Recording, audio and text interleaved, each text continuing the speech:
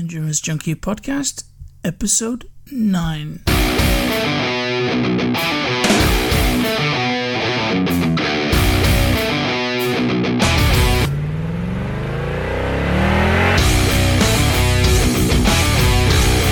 Hey Junkie, thank you for joining me for episode 9 of the Endurance Junkie podcast, the show where I will be interviewing some of the fastest, smartest, and most inspiring people active in the endurance world today. Joining me here is Tim Waggoner, and Tim resides in the mountains of Colorado, just outside Boulder, and is a highly sought after endurance coach. He has raced as a pro triathlete for about 7 years before switching to marathon and ultrarunning. He's the running expert over on the well-known Endurance Planet podcast and spends the rest of his time raising his 2 sons, coaching athletes, and fly fishing. Tim, thanks for taking the time to chat here today. For those of us who don't know you, can you tell us a bit about yourself, your sporting background, and how you ended up racing triathlons as a pro? Oh, geez. Well, I grew up in a little town of Kansas. You did all the sports then. Football, basketball, track, and I ended up being fairly good at track and was multiple all-state, went to college, paid for college with running All-American in college, and then took a few years off and traveled mostly South America and the Caribbean. Ended up in St. John, U.S. Virgin Islands, which is right close to St. Croix.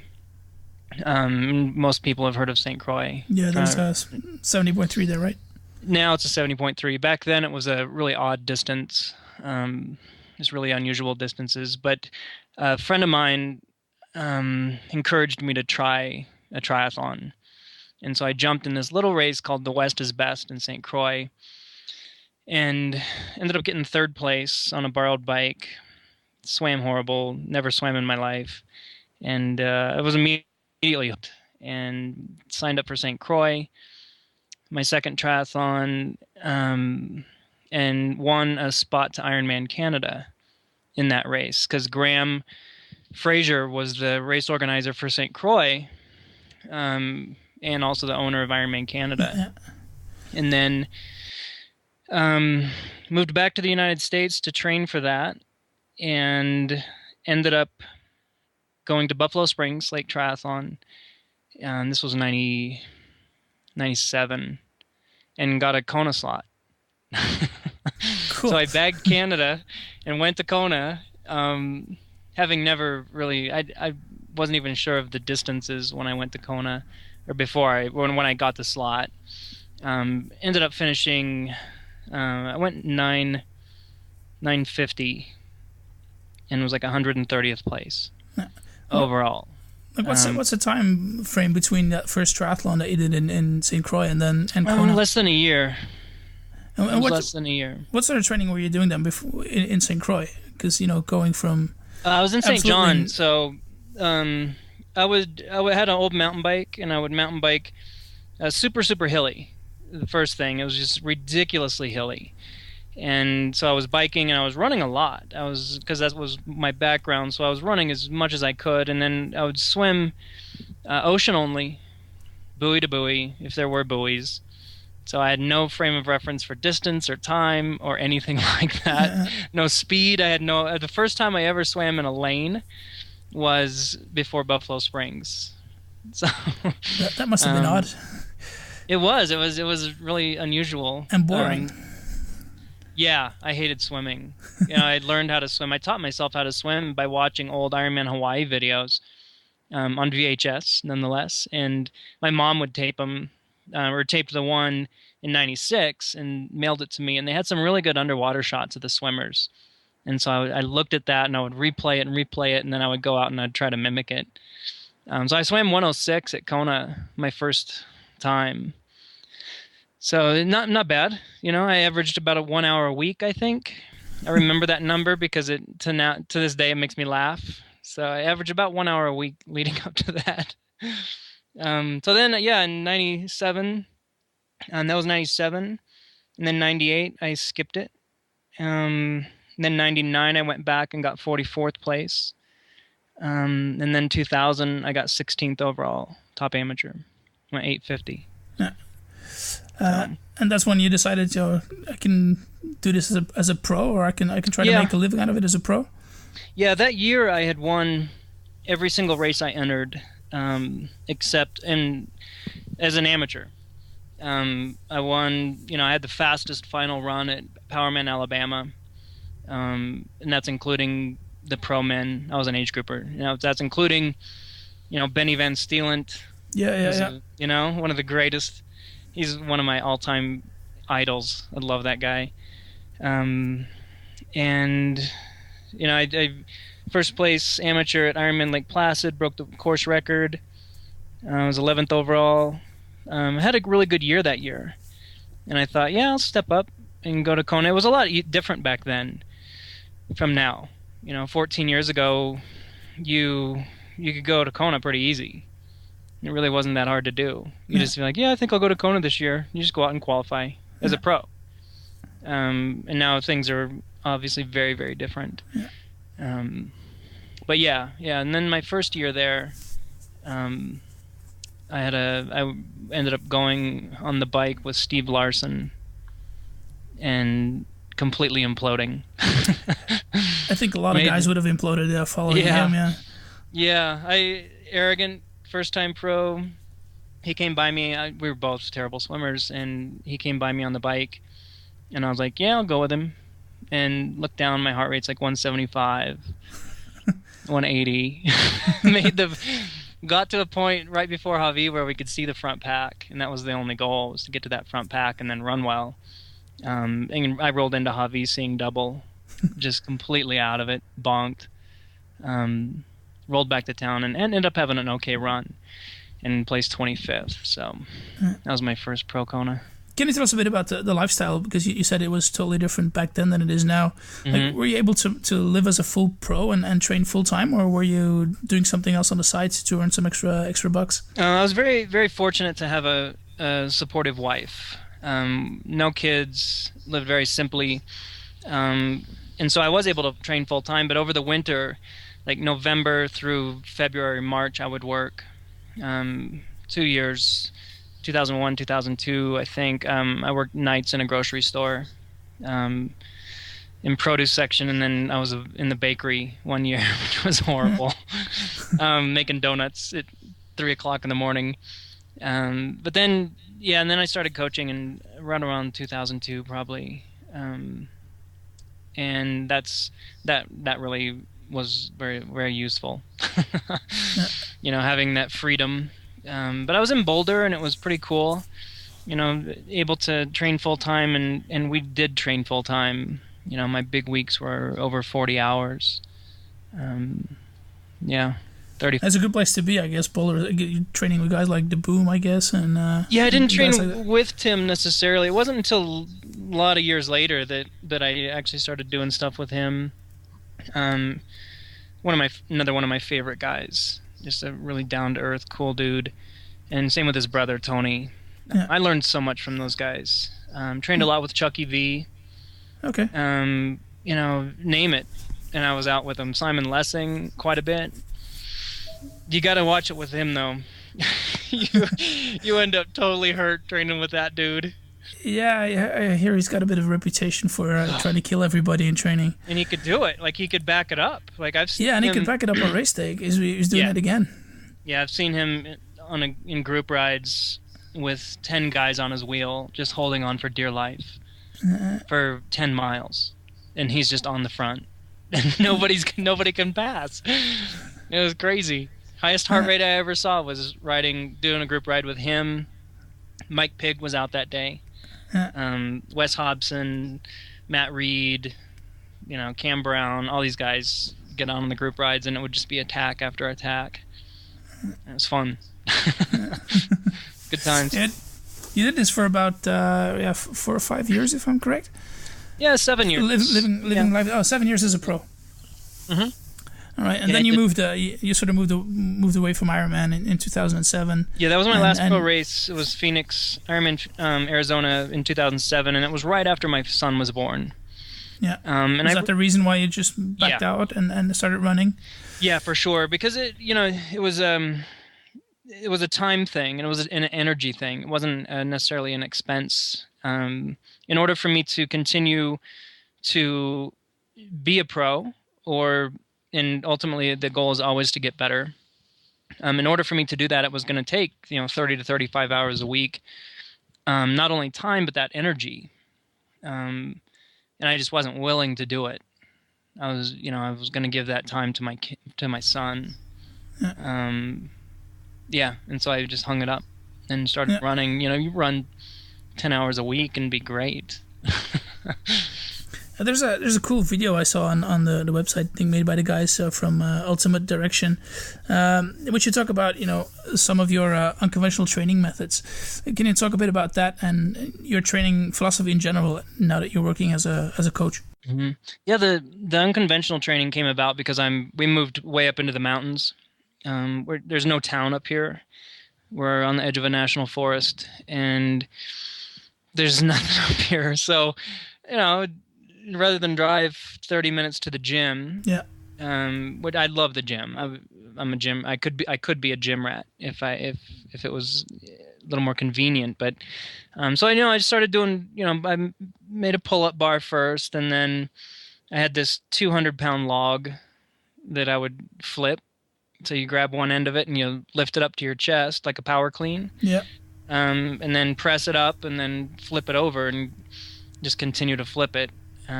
Chopping wood, splitting wood led me to beating on an old truck tire with a sledgehammer, which is deceptively difficult. Yeah. Made a Bulgarian sandbag a couple years ago, which the sandbag's really, really pretty cool too. Really effective for training. It was more out of just necessity. Yeah. Just to try to do some overall strength work. But my training philosophies, have they changed from what you did as a pro when you were doing like the 30, 35-hour weeks? No. It's still, put in the volume, put in the work? Yep. Put in the volume first. One of the frustrating things that I see is mostly runners tend to focus more on speed, going fast before they can actually complete the distance comfortably. So you take a first-time marathoner and they're like, what intervals should I be doing? Well, can you run 26? If you can't even do that, then you're ahead of the game. Yeah. Or you're putting the cart before the horse. Build volume first and then worry about speed. And usually, if you do the volume correctly, speed will come with that. But you also have to, in order to absorb the speed work and the strength work and not get injured, you have to build volume first, and that's the definition of a base. I've never coached an athlete to the extreme that I went, but I made tons of mistakes, and I think that's partly too what makes me a fairly effective coach. Is just I made every mistake you could make, pretty much, except getting injured. I never got injured. That was the good thing. So, and that's partly why I did it. I could bike 35 hours a week and not get hurt, not get burned out. I could run 150-mile weeks and not get hurt. And that's basically because you put in the time to put the base there and to give your body time to adapt and absorb all the volume that you made it go through.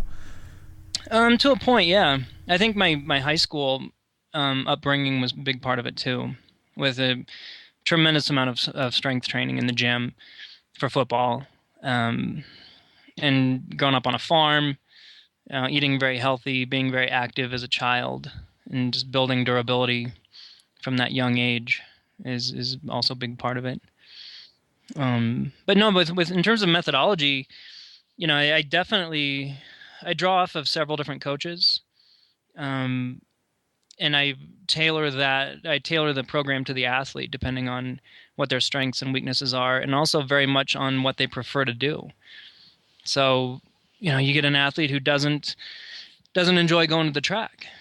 Well, then we're not going to go to the track. Athlete that doesn't want to use a heart rate monitor or a power meter. Fine, let's tailor the schedule for that. So it's a lot of different methods, but you have to be able to train. You have to train. Yeah. So, that once you come into that last 16 weeks, you got to be ready to go. And that, the 10 weeks before that is all about just leading up to it. Right. Pretty common sense. There's nothing new or magical in the training world. It's all been said and done. The most important thing is less the actual method that you use and more about just consistency, and also avoiding mistakes and pitfalls, not getting injured, not burning out, knowing when to rest, listening to your body. You could use almost any method in the world out there as long as you were consistent with it and didn't get injured. Yeah, consistency is a word that always comes back in. Intensities and volumes and all of that. There's plenty of, there's a couple of ways to coach, but consistency always comes back. Years of it, and that's one thing I think new athletes don't understand is, you hear an athlete, they've been doing triathlon for 2 years, and they're a 13-hour Ironman guy, and they say they want to go to Kona.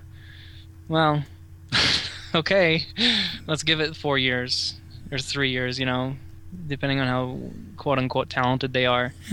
But generally people want everything now, instant gratification. So not the way to go. No. Now, you run a couple of standalone marathons after switching to after leaving triathlon.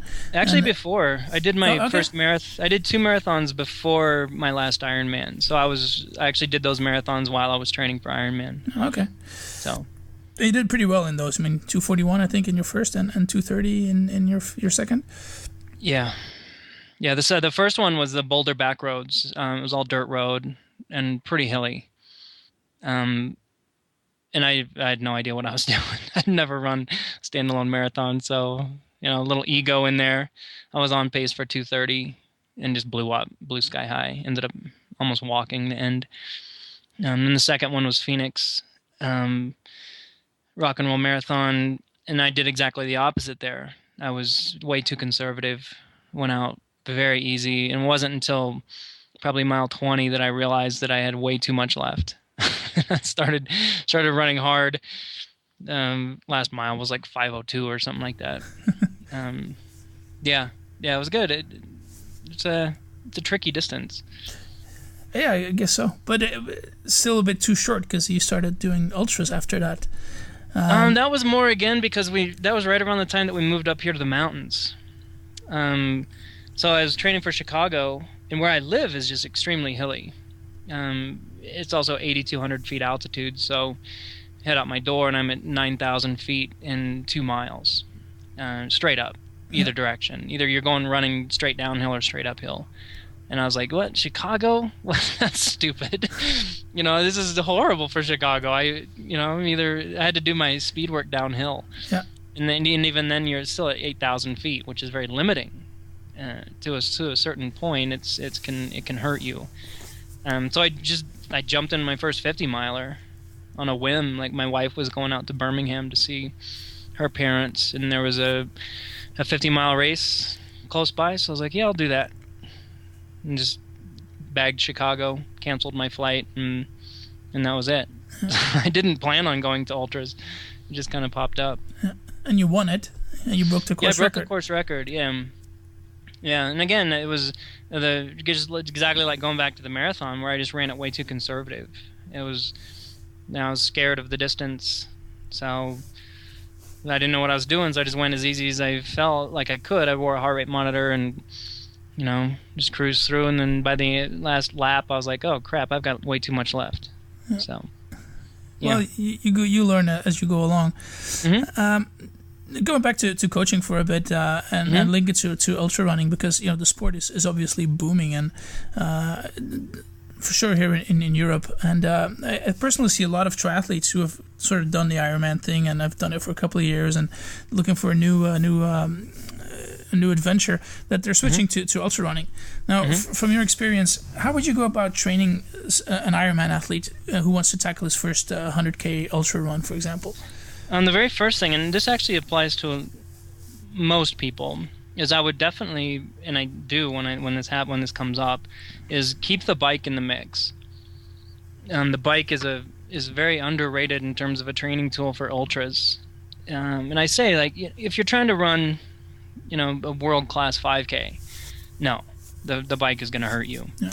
And even even like Renato Canova, Italian coach, he coaches a lot of the top Kenyans. They do a lot of bike workouts, believe it or not.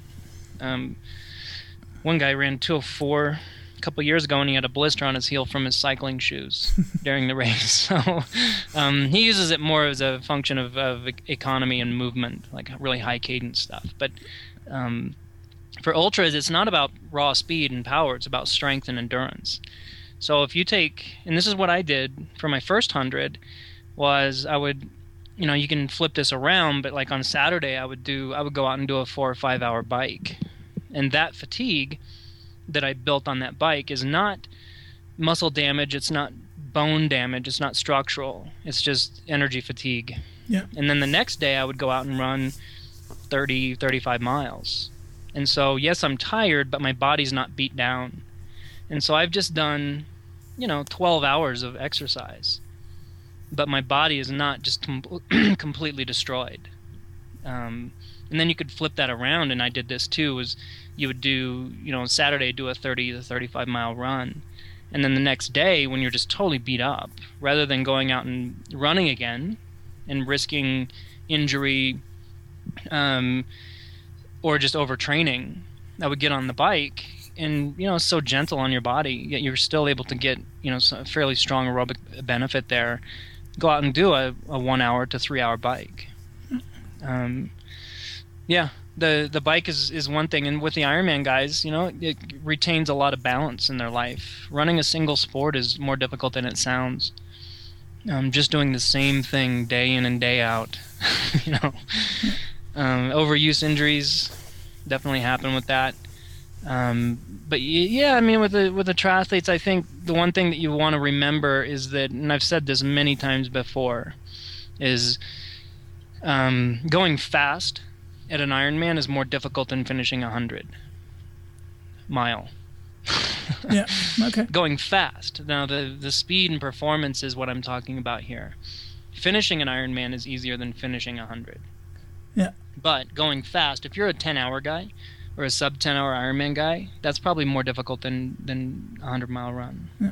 It's basically, it comes down to finding your pace and sticking to it, and just being. I think it goes well beyond physical, and it really comes down to mental fortitude, the willingness to continue to push forward, to take that next step, and to repeat it, because nobody feels good. mile 80 or mile 90 of 100.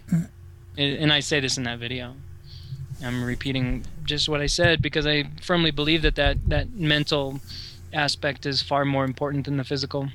Yeah, I was going to touch on it. That you also mentioned that in the video. Is there something that you do to help you prepare or mentally, or make you mentally stronger? Just going out and experiencing the pain and suffering is important. You have to go there to be able to learn how to deal with it. Because you can't sit here and imagine how much it hurts and visualize it. You can't visualize the pain and clarity like you can if you're going out and you do a 40-mile run. From mile 30 to mile 40 is the most valuable part of that run for your brain. Mm-hmm. But motivation and finding meaning in what you're doing is critical.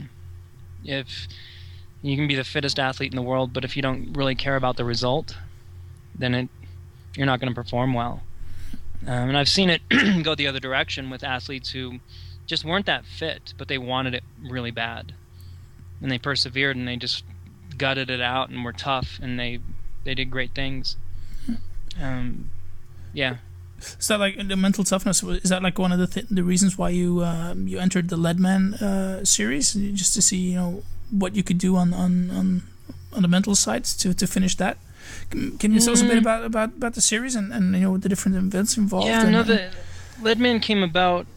Well, I'd done the 100 run and did fairly well, and then the next year I did the 100 bike, just out of curiosity. I was like, that looks fun, and so I just started biking, I was biking pretty regularly anyway, but did the 100 bike, and then the next thing, what do? Well, then you do Leadman. So it wasn't like I'm going to test myself with Leadman. It was more like, all right, I've done the 100 run, I've done the 100 bike, and now what? What trumps it? I've done 15 Ironmans, marathons, 100-mile run, 100-mile bike. You just got to keep one-upping yourself, I guess. But the Leadman is starts off with a marathon, and this is all run above 10,000 feet through the mountains, quite hilly, a lot of vertical, but marathon. And then it used to be 2 weeks later you would do either the 50-mile bike or the 50-mile run, or both. And then 4 weeks later you do the 100-mile bike. The next day you do the 10K. And then 5 days later, you do the 100-mile run. And it used to be 7 weeks. They bumped the marathon forward 2 weeks now, so it's easier. But yeah, quote unquote easier. You can't make it easier. There's no way. So yeah, it was fun. It's a tricky event because there's so many miles that you have the potential for something to go wrong. I mean, I crashed out of the 50-mile bike a few years ago and ended up in the hospital getting a CT scan with a severe concussion. Ooh. You can just, slip your front tire out and you're down. You're done. You have just a severe mechanical and you're done. So it's a tricky event, and I like that aspect of it. There's so many things. It's like an Ironman. Something, I tell the athletes, something will go wrong. You just hope for the best and plan for the worst. What do you do for recovery, like between those events? Because it's a short time span, and there's a lot of miles and a lot of racing involved. Yeah, the tricky part for that was I felt was going into the series ready for all the races, so that you don't have to train for them. So when I towed the line at the marathon, I was fit and ready for the 100-mile run, because between the marathon and the 100 run, you don't really have time to train. Yeah. You can't go out and prepare, so you've got to be prepared going in. Yeah. The bike's a little different because, like I said before, it's very gentle on your body. You can still train fairly hard and not beat yourself up. So I went into the marathon 100-mile run fit, and then between the marathon and the 100 bike, I sort of fiddled around with my fitness in there with the bike. Still did some pretty gnarly back-to-back long runs within that, but definitely huge drop in volume, focusing on just 1 or 2 sessions a week, and then the rest of it was almost complete rest. So. Now, where do you go after Leadman? Because when I look at your blog, it seems to be fly fishing. Yeah. Me, I fly fish. So, I mean, I've been pushing myself really quite hard since 1997. So 17 years. Yeah. And after Leadman, I broke the record by just under 5 hours and won. And I was like, what's left? Now what? I'm not going to go back and do Ironman unless I can go faster. And I'm just not willing to train for that. I've got too much stuff. I've got 2 kids now. We live way up in the mountains, so that possibility is off the table for me. I thought about going back to Ironman Boulder this year. Yeah. But I went down and did 1 swim and was like, screw that. No, it's not. I'm not doing it. So. Going back to Leadman, I no longer have the record, so that was kind of intriguing to me, is to go back and try to get it back. But, I don't think I'm willing to train that hard again. Are you still running or I'm messing around. I'm lifting weights mostly. Biking more than anything. I absolutely love cycling. And when you're not in shape, cycling is so much easier. It's not a death march like running. When I go run, it's like, oh God, I'm so out of shape. This is miserable. I'm walking every hill and my lungs burn and I wake up sore. With the bike, you go out and it's a lot easier. It's a little more fun. Now I'm biking and lifting mostly, and then pretty much every chance I get, I fish. I was on the river this morning. Cool. Another thing you picked up after the Leadman, I think, was your passion for IPAs. No, that was well before Leadman. Okay, all right. Because it's been a few years. Because I live in Belgium here, and we tend to regard ourselves as a beer capital of the world, but we don't have that many IPAs. So maybe you got a couple of good recommendations for me. Modus Operandi is my go-to. That's the one that really just covers the board for me. Hop Stupid, and so Modus is out of Durango, Colorado. Okay. And then Hop Stupid is out of California. And then there's another one called Sweetwater IPA, Sweetwater Brewing out of Atlanta, Georgia, that could definitely trump Modus if we had it available. I can't find it here, so it's only when we go back to the southeast that I can find it. That's another really good one, but I'm a creature of habit, so I don't really deviate too much from the norm for me. But and the funny thing is I only drink IPA. That's it. Like if there's no IPA available, I probably don't drink. Mm. So I'm kind of a beer snob in that regard. All right. Well, I'll try and send you a couple of other beers from Belgium. I quit drinking, actually. I haven't drank for over a month. Okay. Yeah. Just trying to... Yeah. I mean, since I'm not exercising, it's, I feel bad enough not exercising. Now just sitting around drinking and not exercising kind of doubles that. So. Okay. All right, no worries. Well, okay, Tim, that's about it for today. Maybe can you tell us how people can get in touch with you if you're taking athletes or not, or where people can get a hold of you? Yeah, that's a tough one. Probably go to my blog and drop a note and leave me your email address, and I'll get back to you if I'm taking athletes. But I have sort of a waiting list. I'm kind of at my limit right now, not really wanting to take any athletes on. But yeah, just go to my blog and drop a note if you're curious. Yeah, cool. I'll put the link up in the show notes. You're also a regular, I guess, on the Endurance Planet podcast. Yeah. Tani Prazak and I do a podcast every week, ultra running and then triathlon. You write in a question, we answer it in the podcast. So. All right. Cool stuff. All right. Thank you. Thank you very much, Tim. Much appreciated. Well, Junkie, I really hope you enjoyed that little chat with Tim here today. And if you did and you find value in this podcast, then please give the show a review and hopefully a 5-star rating in iTunes, because this type of support will allow the show to gain the recognition it needs to reach as many people as possible. And I will make sure to give you a personalized thank you in an upcoming show. Now, there's 2 people who already gave us a review this week, and the first one is Matt Fisher from the UK. Matt gave us a 5-star rating, saying that you can definitely tell this has come from out of Europe, not America, and it's all the better for it. It's a more relaxed and less hyped podcast that was truly interesting to listen to. Thank you very much, Matt. The second one is by Chris Konechny, and I hope I pronounced that right. Chris also gave us a 5-star rating, saying that he came across the podcasts on Twitter, instantly listened to the first 6 podcasts, says it's a great host, thank you Chris, and people on the show, and he loves that it is 30 minutes, just enough for the car drive. So thank you very much, guys, much appreciated. Now, we got one more episode coming out this week, and that is on Friday, and that will feature Christian Manetta from Tri-Pacific in Queensland, Australia.